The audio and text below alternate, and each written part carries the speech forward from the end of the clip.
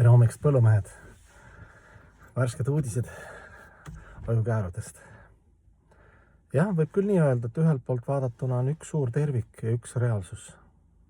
Ja üks mõõde, mille sisse mahub palju tubasid, nagu majas on, eks ju. Üks maja ja üks vundament. Kuigi me nagu vundamenti, kui me inimese külas käime, me ei ütle, et teil oli nii ilus vundament, aga no ikkagi me teame, et kõik ju see maja värk, see ilu ja kõik kodumugavus ja kõik on rajatud ikkagi tänu vundamendile. Vundament hoiab selle üleval. Täpselt samamoodi peidab see vaimne reaalsus, vaimne hinge tunne selle mateeria all ennast, nii võib öelda. Ja me ei saa öelda, et umbes, et me väldime seda materiaalset 5 elemendi virvarri ja energiate pulli siin. Et me oleme igavene hing, et me võime teoorias seda öelda, aga lõpuks peab ikkagi see maja igas toas on oma funktsioon. Ei ole üks tuba on halb või hea. Lihtsalt pull on selles, et vetsusse süüa ei tee, eks ju, köögistad süüa ja vetsust käid vetsu asju ajad. Samamoodi on selle keha ja peenkeha mõistuse ja hingega, et 3 suurt tuba. Seal on veel need erinevad tubasid. Ja nagu inimesel on erinevad meeleolud ja emotsioonid, nii on ka kogu selle loome, nende reaalsuste funktsioonid, mõte ja käsikiri või juhendus, kuidas seal toimida.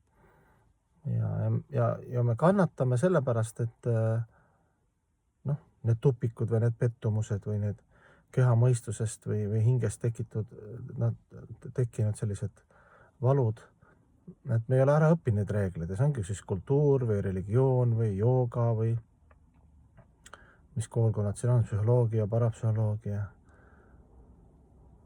ma ei tea, ajuspetsialistid, kõik otsivad nagu seda.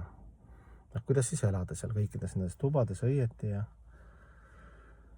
ja lõpuks ikkagi sa saad aru nagu järjekord on selline, et üks ei ole halb ega hea, kõik ekspluateerivad justkui kõike, isegi vaimsed inimesed, eks ju, kui sa tahtsid kannatustest välja minna, siis sul on ikka nagu soovid, öeldakse, et mida rohkem soove, seda õnnetum oled, aga teistpidi meie tasemel ilma soovita olla on võimatu, eks ju, keha tekitab mingit soove, eks ju, kõht tühi täis või ja mõistus tahab toitu kogu aeg ka nagu arutada või mõistusel on ka oma muskel või teadvusel on oma muskel, mida ka arutada, mis on õige, mis on vale, meeldib ja meeldi, see on ka oma virvar, eks ju. Ja siis on hing ja siis on see hea uudis seal hinge sügavuses, eks ju. Et hing on igavene, hing elab ja on elanud alati ainult ühes reaalsuses. Kõikides tubades korraga, aga algselt on ta siis nagu igavene ja ta ei ole see maja, eks ju. Ta elab selles majas. Oleme sattunud siia.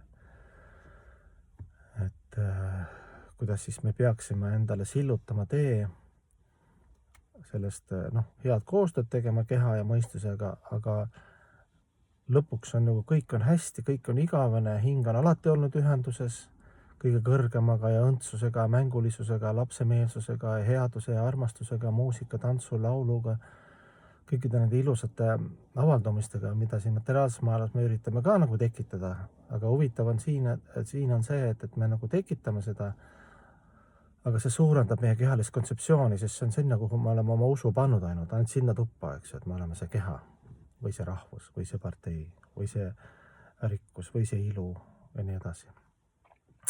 Need head kõikides tubades patserdamist lõpuks ikkagi enne me maha ei rahune, kuidagi on niimoodi see laborindi maja toad nii tehtud, et me jõuame tupikusse jälle, kuni lõpuks me leiame siis altaritoa igavese rahu.